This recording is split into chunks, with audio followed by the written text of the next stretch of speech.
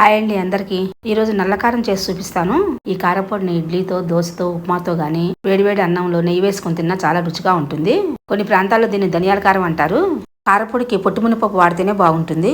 ఒక గిద్దెడు పొట్టుమినపప్పు, పసనపప్పు, 2 గిద్దలు ధనియాలు, 1 స్పూన్ మెంతులు, 2 స్పూన్ జీలకర్ర ఎర్రగా ఫ్రై చేసుకోవాలి.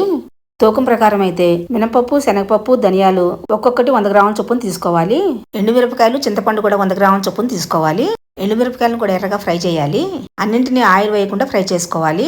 ఫ్రై చేసిన దినుసులన్నింటినీ ఒకసారి కలుపుకొని చల్లార్చుకోవాలి. 100 గ్రాముల చింతపండు తీసుకుని అందులో పుల్లలు లేకుండా శుభ్రం చేసుకోవాలి. 50 గ్రాముల వెల్లుల్లిని తీసుకుని పుట్టు తీయకుండా శుభ్రం చేసి పెట్టుకోవాలి. పెద్ద మిక్సీ జార్ తీసుకుని కొన్ని వేయించిన పప్పులు, కొంచెం చింతపండు, కొన్ని ఎండుమిరపకాయలు, రుచికి తగిన సాల్ట్ వేసుకుని రఫ్ పౌడర్ చేసుకోవాలి.